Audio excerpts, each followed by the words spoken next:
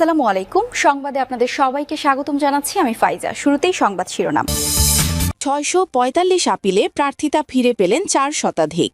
শেষ দিনে উত্তেজনা। মোট ২৫৬৮টি মনোনয়নপত্র জমা। বাছাইয়ে ৭২৩ জনের মনোনয়নপত্র বাতিল। এদিকে দ্বৈত নাগরিকত্ব খেলাপি প্রশ্নে প্রধান উপদেষ্টার কাছে অভিযোগ জামায়াতের। বিশ্বাস করি ইসি যোগ্যতার সঙ্গে নির্বাচন করতে পারবে, বলেছেন মির্জা ফখরুল। প্রধান উপদেষ্টার সঙ্গে সাক্ষাৎ করবেন নাহিদ, আসিফ সহ এনসিপির প্রতিনিধি দল। জানাবো ম্যাজিস্ট্রেটের সঙ্গে অসৌজন্যমূলক আচরণের অভিযোগে রুমিন ফারহানাকে তলব। ব্লাডি ফরেনারদের হাতে দেশ আর তুলে দেব না, বললেন হাসনাত আবদুল্লাহ। সবশেষ জানাবো তারেক রহমানের চলন্ত গাড়িতে খাম লাগিয়ে বাইকারের পলায়ন। এতক্ষণ শুনছিলেন সংবাদ শিরোনাম, এবার বিস্তারিত খবর। ৬৪৫ আপিলে প্রার্থিতা ফিরে পেলেন ৪ শতাধিক।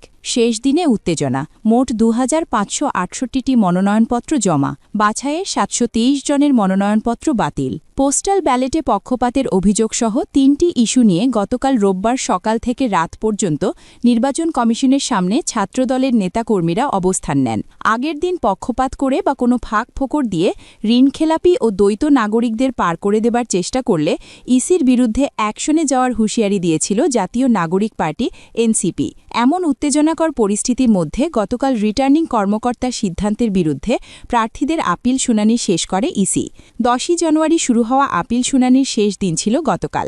এদিন ঋণখেলাপি ও দ্বৈত নাগরিকত্ব থাকার অভিযোগে বেশ কয়েকজন গুরুত্বপূর্ণ প্রার্থী মনোনয়নপত্র গ্রহণের বিরুদ্ধে আপিলের শুনানি ও রায়ের দিন ধার্য ছিল।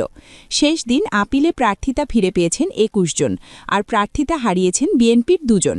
এর মধ্যে ঋণখেলাপি হওয়ায় চট্টগ্রাম ২ আসনে বিএনপির সারোয়ার আলমগীরের এবং দ্বৈত নাগরিকত্ব থাকায় কুমিল্লা ১০ আসনে বিএনপির প্রার্থী আব্দুল গফুর ভূঁইয়ার মনোনয়নপত্র বাতিল করে ইসি। এর আগে গত শনিবার কুমিল্লা ৪ আসনে বিএনপির প্রার্থী মঞ্জুরুল আহসান মুন্সির প্রার্থিতা বাতিল করেছিল ইসি। রিটার্নিং কর্মকর্তার বাছাইয়ে তাদের মনোনয়নপত্র বৈধ হয়েছিল। ত্রয়োদশ সংসদ নির্বাচনে প্রতিদ্বন্দ্বিতা করতে এবার মোট ২৫৬৮টি মনোনয়নপত্র জমা পড়ে। এর মধ্যে রিটার্নিং কর্মকর্তার বাছাইয়ে ৭২৩ জনের মনোনয়নপত্র বাতিল হয়। রিটার্নিং কর্মকর্তার সিদ্ধান্ত অর্থাৎ মনোনয়নপত্র গ্রহণ ও বাতিলের সিদ্ধান্তের বিরুদ্ধে ইসিতে আপিল করার সুযোগ ছিল। নির্ধারিত সময়ে মোট ৬৪৫টি আপিল ইসিতে জমা পড়ে। ইসিতে আপিল করে প্রার্থিতা ফিরে পেয়েছেন মোট ৪১৭ জন।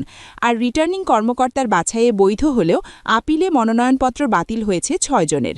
আগামীকাল ২০ জানুয়ারি প্রার্থিতা প্রত্যাহারের শেষ দিন। এরপর আগামী নির্বাচনে চূড়ান্ত প্রার্থীর সংখ্যা জানা যাবে। ত্রয়োদশ সংসদ নির্বাচনের তফসিল ঘোষণা করা হয় ১১ ডিসেম্বর। মনোনয়নপত্র জমা দেওয়ার শেষ দিন ছিল ২৯ ডিসেম্বর, আর আপিল নিষ্পত্তির শেষ দিন ছিল গতকাল।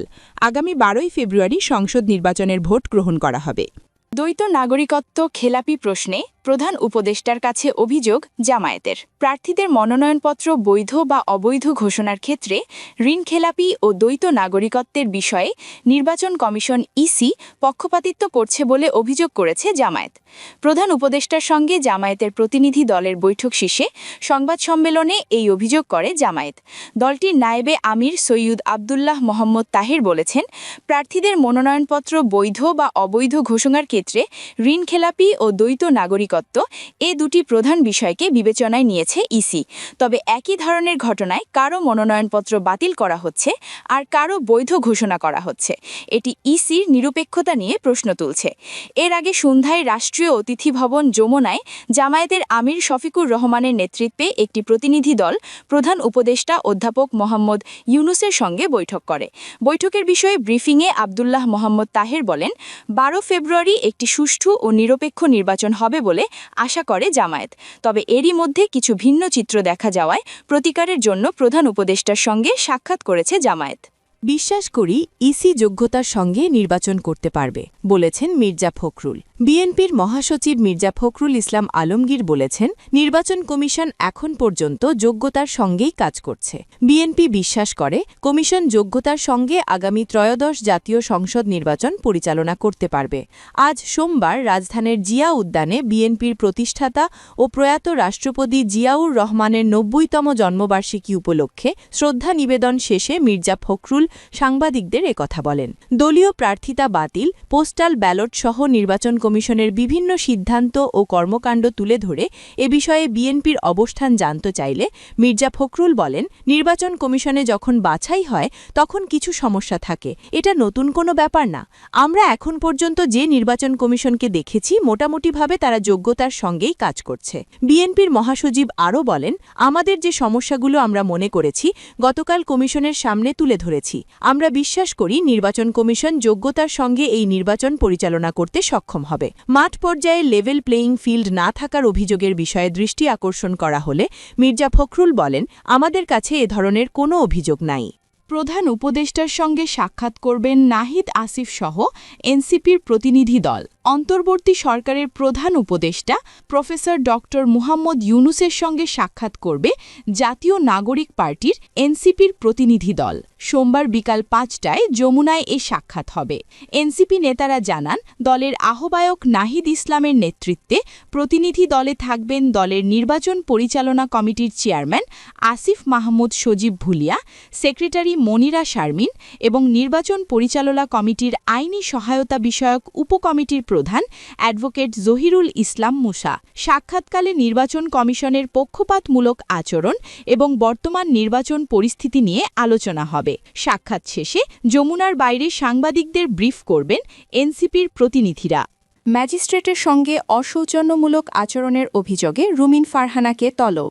নির্বাচনী আচরণবিধি লঙ্ঘন এবং দায়িত্ব পালনরত এক্সিকিউটিভ ম্যাজিস্ট্রেটের সঙ্গে অসৌজন্যমূলক ও ঔদ্ধত্যপূর্ণ আচরণের অভিযোগে ব্রাহ্মণবাড়িয়া ২ সরাইল আশগঞ্জ আসনের স্বতন্ত্র প্রার্থী ব্যারিস্টার রুমিন ফারহানাকে সশরীরে তলব করেছে নির্বাচন কমিশন। ব্রাহ্মণবাড়িয়ার জেলা প্রশাসক ও রিটার্নিং কর্মকর্তার কার্যালয় থেকে তাকে এই তলব করা হয়। বৃহস্পতিবার ২২ জানুয়ারি বেলা ১১টার মধ্যে জেলা প্রশাসক ও রিটার্নিং কর্মকর্তার কার্যালয়ে উপস্থিত হয়ে অভিযোগের বিষয়ে লিখিত ও মৌখিক ব্যাখ্যা দিতে বলা হয়েছে।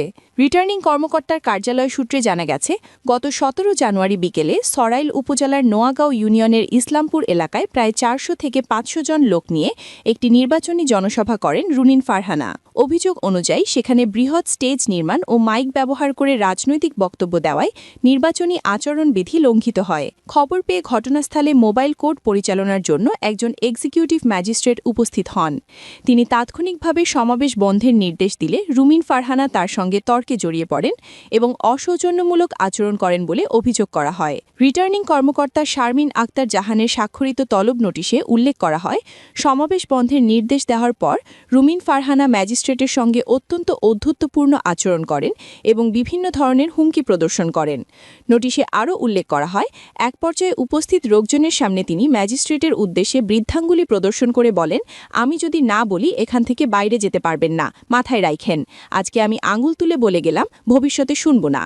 ব্লাডি ফরেইনারদের হাতে দেশ আর তুলে দেব না, বললেন হাসনাত। জাতীয় নাগরিক পার্টি এনসিপি দক্ষিণাঞ্চলের মুখ্য সংগঠক ও কুমিল্লা ৪ দেবিদ্বার আসনে জামায়াত নেতৃত্বাধীন ১০ দলীয় জোটের প্রার্থী হাসনাত আবদুল্লাহ বলেছেন, আমরা ব্লাডি সিটিজেনরা ব্লাডি ফরেইনারদের হাতে দেশটা আর তুলে দেব না। আমাদের মাথায় রাখতে হবে এই লড়াইটা আমাদের প্রজন্মের লড়াই। এ সময় তিনি আরও বলেন, আমাদের রক্তের উপর দাঁড় করাইয়া এই বাংলাদেশকে আর কোনো বুর্জোয়াদের হাতে তুলে দেব না। গতকাল রবিবার ১৮ জানুয়ারি সকাল ১০টার কুমিল্লার দেবিদ্বার উপজেলার পৌর মিলনায়তনে নারীর ক্ষমতায়ন ও নারী শিক্ষার উন্নয়নে বেগম খালেদা জিয়ার ভূমিকা শীর্ষক আলোচনা সভায় অনলাইনে ভার্চুয়ালি যুক্ত হয়ে প্রধান অতিথির বক্তব্যে এসব কথা বলেন তিনি। হাসনাত আবদুল্লাহ বলেন, যে বয়সে আমাদের একটা নির্ভার জীবন কাটানোর কথা, পরিবারকে সময় দেওয়ার সময়, মা বাবার কাছে নিরাপদে থাকার কথা, কিন্তু এখন আমাদের রাজপথে কোর্টের বারান্দায় এই বয়সেও আমাদের মৃত্যু পলোয়ানা মাথায় নিয়ে চলতে হয়। আমরা ঘর থেকে বের হলে জানি না আবার নিরাপদে ঘরে ফিরব কিনা। সন্তান জানে না তার বাবা ঘরে ফিরবে কিনা। হাদির ভাইয়ের সন্তান আর কোনোদিন হাদি ভাইকে ফিরে পাবে না। এ সময় তিনি শহীদ ওসমান হাদির কথা স্মরণ করে আবেগ আপ্লুত হয়ে কেঁদে ফেলেন আর বলেন, আমার সামনে যারা বসে আছেন তারা খেটে খাওয়া বাবার সন্তান। এখানে কেউ এমপি মন্ত্রী বা সচিবের ছেলে এসে বসেনি। এখানে যারা বসছে প্রত্যেকজনই ব্লাডি সিটিজেন, যারা দেশের জন্য রক্তের প্রয়োজন হলে রাস্তায় আসে, যারা দুর্নীতির বিরুদ্ধে রাস্তায় আসে। আপনাদের রক্তের উপর বাংলাদেশ দাঁড়িয়ে আছে। তারেক রহমানের চলন্ত গাড়িতে খাম লাগিয়ে বাইকারের পলায়ন। বিএনপি চেয়ারম্যান তারেক রহমানের চলন্ত গাড়িতে টেপ দিয়ে একটি সাদা খাম লাগিয়ে দ্রুত পালিয়ে গেছেন এক মোটরসাইকেল চালক। তখন ওই বুলেটপ্রুফ গাড়িতেই ছিলেন তারেক রহমান। এই সময় তার নিজস্ব নিরাপত্তা দলও বহরের সঙ্গে ছিল। গত বুধবার রাত 11:15টার দিকে গুলশানের ৬৫ নম্বর সড়কে ওই ঘটনা ঘটে। ওই সময় নিজ কার্যালয় থেকে গাড়িতে চড়ে বাসায় ফিরছিলেন তারেক রহমান। এই ঘটনায় পুলিশ গুলশান থানায় জিডি করেছে। তবে গত 4 দিনেও ওই মোটরসাইকেল বা চালককে শনাক্ত করতে পারেনি পুলিশ। খামের মধ্যে কী ছিল তাও জানায়নি পুলিশ।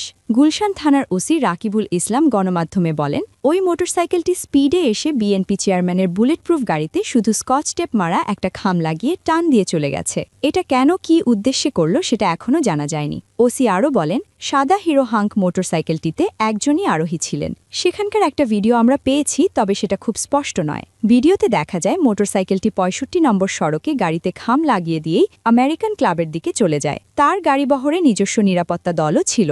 গুলশান বিভাগের উপকমিশনার বা ডিসি রনক আলম গণমাধ্যমে বলেন, আমরা তদন্ত করছি। ওই খামে কী লেখা ছিল বা কী আছে সেটা আমাদের দেওয়া হয়নি। ওটা সিএসএফের বা বিএনপি চেয়ারম্যানের নিজস্ব নিরাপত্তা দলের কাছে আছে।